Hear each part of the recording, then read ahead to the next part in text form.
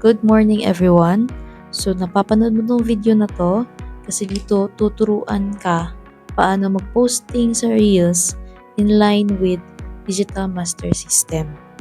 So ang unang gagawin, since po copy-paste tayo, as beginner ka, kung hindi ka sanay sa Reels at hindi ka marunong mag-edit pa masyado, so ang first step mo is mag-copy-paste ka muna ng mga Reels.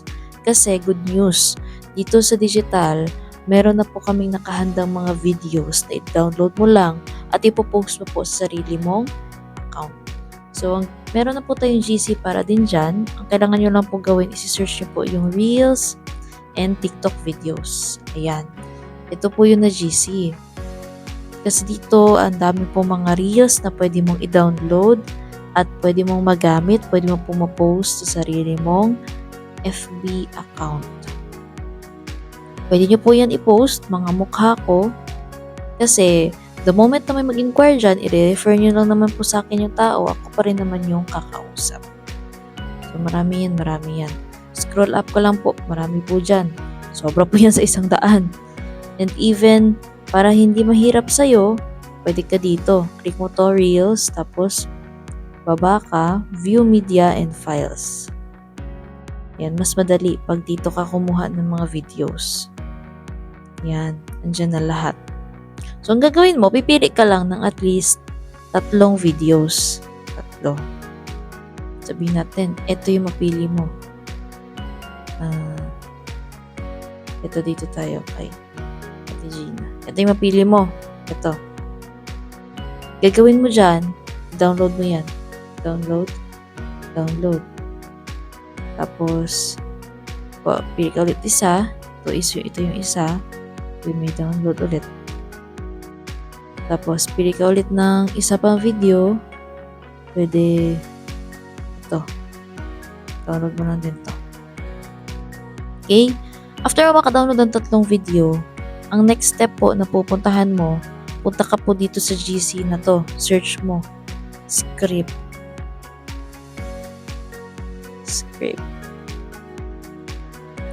Yun. Ito, DMPH scripts.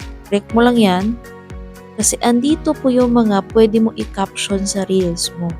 Kasi as a start, ang caption po ng Reels mo, kailangan yung maraming hashtags.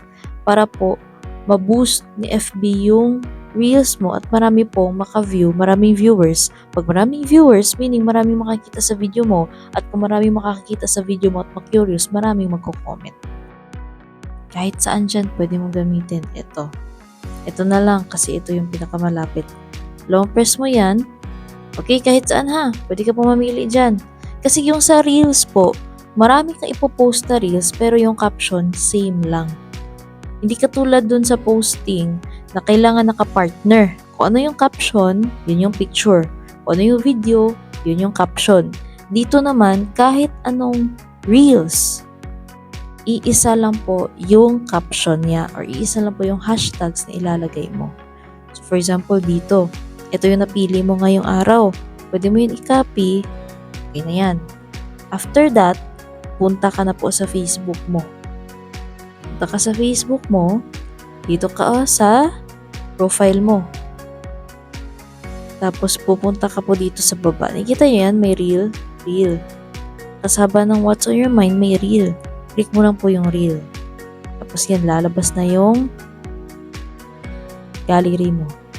Unang i-click mo lang to una. Lalabas yan. Ina-next mo lang. Tapos, dito ka sa describe reel. Long press mo yan, tsaka i-paste mo yung hashtag sa kinapin natin kanina. Okay? Para dito yon.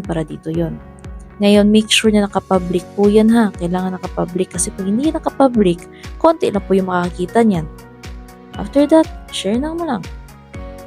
Ito yung good news kasi kung ikaw yung busy tao tapos sabihin natin may 5 minutes break ka lang sa work mo, actually yung 3 na Reels na yun, pwede mo yun i-post na isang bagsakan.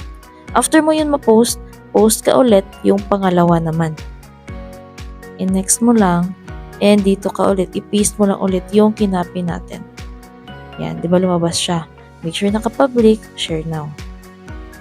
Tapos yung pangatlo, post mo lang din ulit, diretso yan, diretso. Yan. Tapos next mo lang, and long press mo to, paste mo, make sure naka-public, and then share now. Diba? Tapos na? Ilang seconds lang yon. As long as marunong ka na at master mo na, mabilis lang siya. Kailangan mo lang kabisaduhin yung gagawin. Ngayon, makikita mo yan dito. Ayan, nakapost na yung reels mo. 1, 2, wala pa yung isa, naglo-loading pa. Ayan. 1, 2, uploading pa yung isa. Ayan, finishing pa siya. I-check mo ulit yung Facebook mo. 1, 2, 3. Okay? Yan yung posting natin sa Reels.